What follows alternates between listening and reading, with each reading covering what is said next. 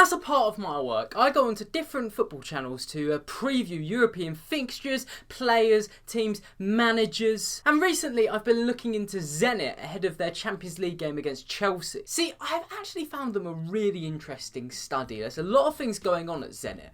I mean, they do have a horrible reputation amongst their fan base, which is completely well earned. Yet the club itself is modernising. It's bringing in creative talent and using technology to identify new recruits. It's definitely worth a listen for the next 8 minutes or so. Now, Zenit, contrary to my original impression, they're not the true powerhouses, or they never were the true powerhouses of Eastern Europe. For a long while, Spartak Moscow were actually the most successful Russian team. In fact, Zenit had just won a single Soviet League / Russian Premier League before 2007. In 2005, though, they began their relationship with Gazprom. You know, the Russian energy company that appears in the Champions League adverts. Since Gazprom started financially supporting Zenit in 2005, they've gone on to win 7 Russian Premier Leagues and a Europa League in 2008 against Rangers. They've had a really big come up in the 21st century, although you probably know of them for a different reason. December 2012, a large moment that cemented Zenit's identity in Western culture. Zenit St. Petersburg fans want black and gay players excluded. This was not a tabloid headline. The fan group Landskrona had said in an open letter to the club, "We are not racists. For us, the lack of black players at Zenit is only an important tradition, which emphasises the identity of the club and nothing more. At the most northern club of the major European cities, we have never been associated with Africa,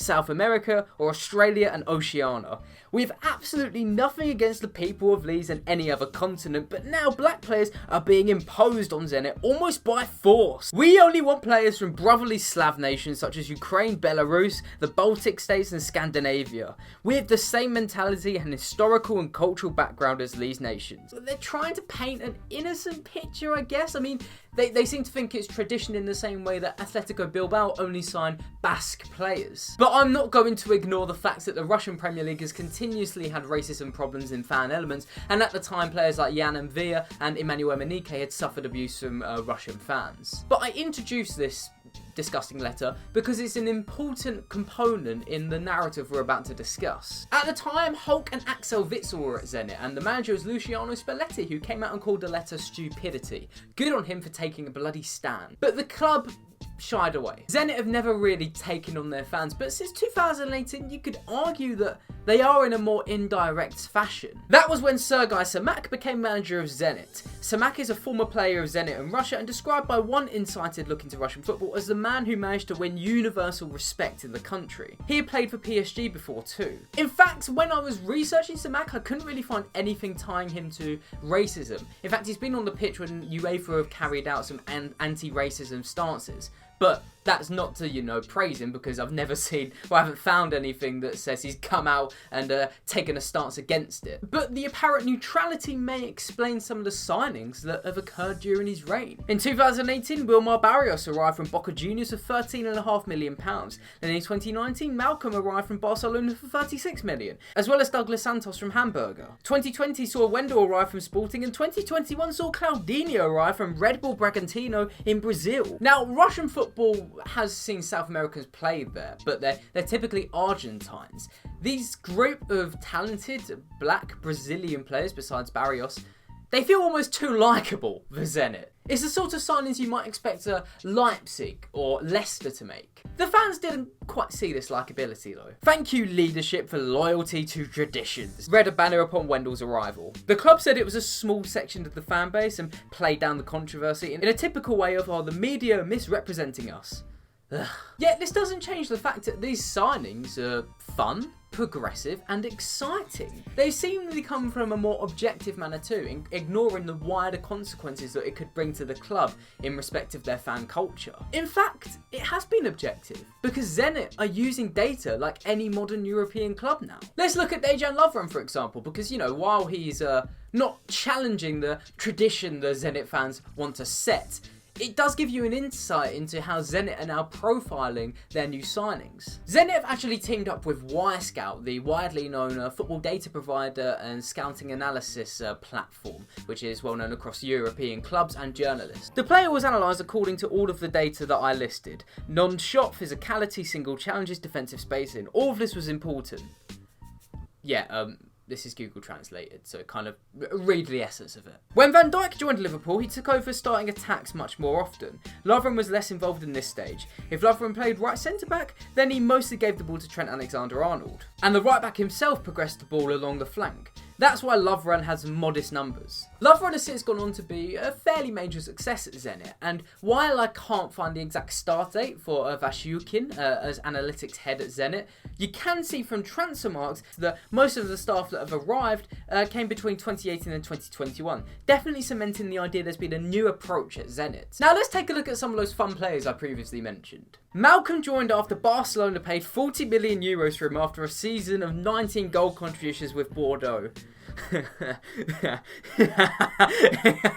Since he joined Zenit, his surface stats have been a little weak. He's contributed to just over 10 goals in the past 2 completed seasons. He's still a bit but when looking under the bonnet and cross-referencing scout reports and RPL fan opinions, what I can look at as well from what I've seen is that Malcolm, he's doing a lot of things right, it's just the confidence isn't really there. Last season he completed 2 dribbles a game and an 81% success rate, which is massive for a winger. His dribbling does look really nice, and what I like about him is his passing. He has very good vision, he likes to spot passes in behind. I think he shoots from too far out, but at 24 years old there's definitely time to rebound for him. Wendell, who arrived from Sporting Lisbon, has probably been more of a hit. Wendell was a midfielder before, well at least he was to my understanding when he led my Sporting Lisbon team to the Champions League final on Football Manager 2020. But he's been played out wide in the system under Samak because he allows the left back Santos to blast forward. Now Santos is a really interesting player.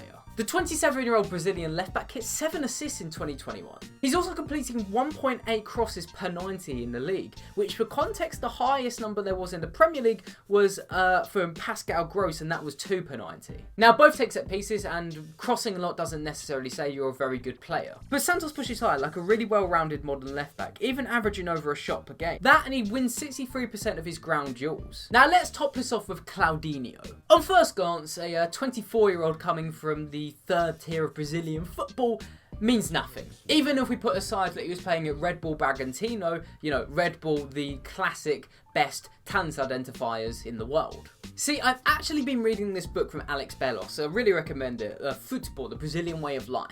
In here he explains how state leagues, which is where Claudinho plays, the Sao Paulo League, they're generally more competitive than the National League. Maybe that has changed since this book was published, but it's a nice insight. Claudinho has played across other tiers though. In the 2019 edition of the 2nd tier of Brazilian football, he contributed 21 goals. He's definitely a long distance shooter, which probably needs to be toned down, but when he's in full flow and confident, he's really fun to watch. The other thing I will definitely give him is that he's pretty much as good as a European, professional at winning fouls. He's really good at using his body and putting it between the ball and the defender. He also won the Olympics with Brazil, which I didn't watch. Now these players are no guaranteed successes, but with my limited scouting combined with wider analysis from Russian Premier League fans and other football analysts, we can guarantee that Zenit are pumping a lot more effort into objective analysis and signings. Yet of course that clashes because more than probably any other club in the world, signings backed purely by numbers pretty much, and obviously very deep scouting,